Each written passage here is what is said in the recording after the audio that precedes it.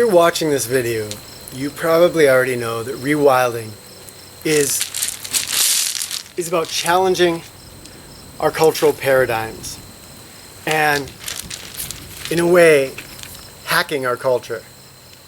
Taking all that training that we've had and shifting it around so that we can live more vibrantly. And today I would like to share with you one of those culture hacks that has been the most powerful in reshaping my own life. And I hope that you find great value in it as well. When I share this though, I'm going to break from our cultural tradition. Our cultural tradition is that we teach things to each other. So if I have something to share here, I'm just going to see you as an empty vessel, and my job is just to fill you up. But that's just a way to absorb dogma. And if you can come to your own place, your own recognition of this culture hack, it's going to be yours. You'll own it. And it's going to be more powerful for you than if I spell it out. So instead I'm going to use the old tradition of storytelling. And I'm going to share two stories that, to me, embody this culture hack and really bring it to life. One is an old Zen folktale, and the other one is a true life experience that happened to me. First, I'm going to describe what we're hacking, though. What we're hacking is a cultural norm that, for me, I always took it for granted. And that is the norm that seems so common sense, that I set strong goals and I hold to those goals. And I'm going to make them happen. And it's this strong ethic that I was taught that, strangely, it didn't usually work for me. It works sometimes. I think just enough that we get a feedback system and keep practicing it. But it doesn't really, at least for me, it never really got me where I wanted to go. So on one side, we have this cultural norm that says, put out your goals, predict the future, and then fight to make that future a reality. On the other side is this something else that I don't want to name, but that these two stories will point to.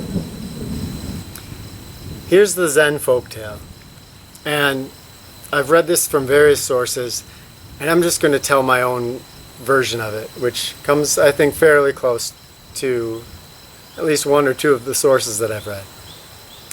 There's this farmer, and he lives in a village, and he has a horse that does almost all the work on his little farm. One day, his horse, it breaks out of the corral and runs away. All of his neighbors come to him and, they're just expressing their condolences. So sorry, this is terrible. What are you going to do now? You won't have a life way. You're going to starve. Your whole family is doomed. We'll try to help you as best we can. But the old farmer, he says, who knows what is good or bad? Well, the next day, the horse returns and has in tow a small herd of wild horses. And they all trot into the corral, and the farmer closes up the corral, and his neighbors come over and they're like, what luck! This is great! Now you have 5 horses! This is wonderful! We're so happy for you! And the old farmer says, who knows what is good or bad? Well, the day after that, his son is training one of the wild horses. He's bucked off, and he breaks his leg. The neighbors, predictably, come over. We're so sorry for you. This is terrible. Never should have tried to train those wild horses. Should have kicked them out. This is awful. Your poor son. What are you going to do now? You don't have his help." And the old farmer says, "Who knows what is good or bad?" The day after that, the army comes through. And they're conscripting all the young men to go and fight in a war that will probably mean the doom of every young man that is taken for battle. And they, of course, take one look at his son with a broken leg and pass him by. The neighbors, I think you're seeing, express their condolences or their congratulations and excitement. And the old man, again, who knows what is good or bad. This was a really powerful story for me because it really challenged that idea that I can predict the future and go after a result. The other story is a personal one. It happened last year. I was with the family out on the pond, and we were in a canoe. And our little daughter pointed to the surface of the water, and there was a dragonfly. And it was on the surface, its wings were soaked, and it was just sitting there waiting to be eaten by a fish, looking like it was going to drown. So we brought it up out of the water and set it on the edge of the canoe, and thought we had saved its life. It sat there in the sun, waved its wings, and dried them off.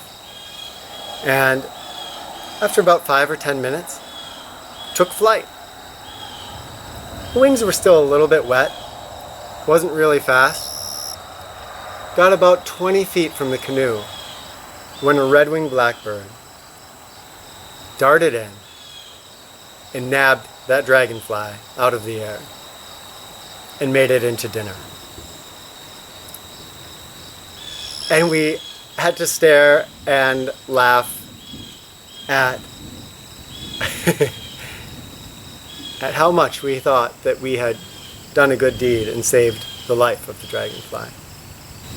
I know you all out there have an inner wisdom and a deep intelligence, and that the more you look into this and read into these stories, the more you'll see about the nature of human intention, the nature of our desires, our clinging to certain visions of how we want life to be. What is the lesson here? I would love to hear what you find. Is there another way besides setting goals and clinging after them? Is this pointing to a different way of approaching life? Please share any thoughts, experiences, life philosophies, anything that comes to you in the comments below. And I will look forward to the conversation. Thanks for watching.